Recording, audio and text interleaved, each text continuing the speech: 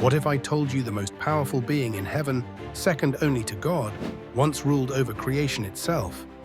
Before mankind, before the earth as we know it, there was Lucifer, a radiant guardian entrusted with power, glory, and influence. He was more than an angel. He was a ruler and a being of unmatched beauty and wisdom. But something happened. Pride crept in, and his fall shattered the peace of heaven, unleashing a cosmic conflict that continues to this day. Today, we're exposing the untold truth about who Lucifer really was, his divine role in heaven and on earth, and how he became known as Satan, the adversary who seeks to destroy everything God created. In part 1, we explored how Lucifer's pride led to his fall and how God's response wasn't destruction, but creation. Mankind was born as a beacon of light, a living reminder that God's grace is greater than rebellion. But Lucifer's story didn't end with his fall, and his mission to corrupt humanity has never stopped. Today, we'll uncover the shocking truth about Lucifer's identity and why his fall changed the fate of creation forever. Who was Lucifer? Before his rebellion, Lucifer wasn't just another angel. He held one of the highest positions in heaven. Scripture reveals that Lucifer was an anointed cherub, Ezekiel 28:14, a guardian of God's glory. He walked among the stones of fire, a symbolic description of being in the direct presence of God's holiness. His very name, Lucifer, means light bringer or morning star. Lucifer's beauty was unmatched, described as being adorned with precious stones, reflecting God's light with brilliance. He wasn't just powerful, he was trusted, honored, and esteemed. Lucifer's role was unique. He acted as a divine guardian of heavenly order. Imagine him as a worship leader, directing angelic choirs in glorifying God. His presence was majestic, and his influence reached throughout heaven. Lucifer's role on earth before mankind. Lucifer's influence wasn't limited to heaven. Scripture hints that he may have held a position of authority over the earth before mankind's creation. A ruler or guardian over creation.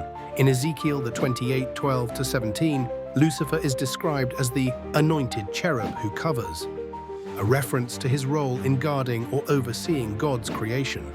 Some theologians interpret this as Lucifer having dominion or stewardship over an earlier form of earth, possibly a pre-Adamic creation.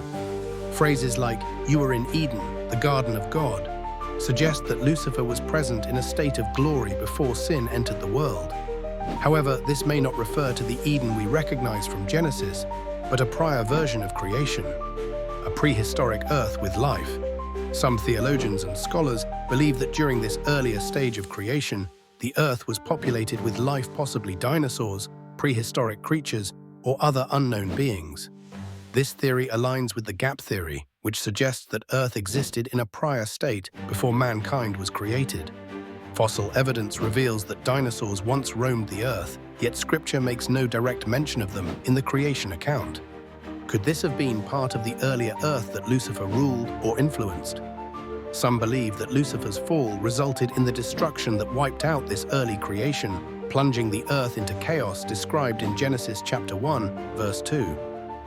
The earth was formless and void, and darkness covered the face of the deep. From a philosophical standpoint, the presence of life before mankind poses a profound question. Was this earlier creation a reflection of Lucifer's original purpose, one of harmony and stewardship before pride corrupted him? If Lucifer indeed ruled over a prehistoric world, his fall may have symbolized the destructive power of unchecked pride. A reminder that power without humility leads to ruin. This aligns with the broader message found throughout Scripture, that creation reflects God's order, yet rebellion brings chaos. The gap theory's interpretation.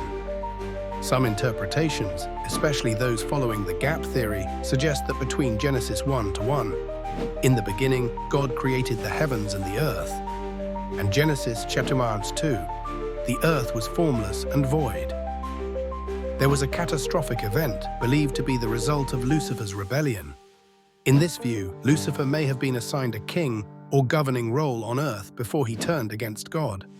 When he rebelled, chaos and destruction followed, plunging the earth into disorder. Genesis chapter 2. The recreation of mankind was seen as God restoring what had been lost. Lucifer's earthly influence. In Isaiah 14:12-15, Lucifer's ambition to ascend above the stars of God suggests he desired to establish a throne and rule independently. This points to Lucifer's belief that he was worthy of divine rule not only in heaven, but over creation itself. Many believe Lucifer's fall corrupted the earth, turning it from a place of order into a realm of chaos that God would later restore through the recreation narrative in Genesis 1-3. How did Lucifer get the name Satan? When Lucifer rebelled and was cast out of heaven, he lost his position, his beauty, and his divine name. The name Satan wasn't just a title, it was his new identity.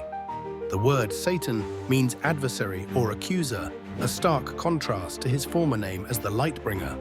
Where Lucifer once reflected God's glory, Satan became the embodiment of corruption, deception, and destruction. His new identity reflected his mission, no longer a being of light, but a force of darkness set on leading others away from God's truth. Lucifer's fall wasn't just a moment of pride, it was a declaration of war against God's plan. But while Lucifer lost his place in heaven, God's purpose continued, and mankind became the symbol of God's grace and restoration. The war that began before the beginning still rages on, and you were created as part of God's answer to that rebellion. If you want more knowledge, hit that subscribe button now and stay tuned for part 3. Don't miss it.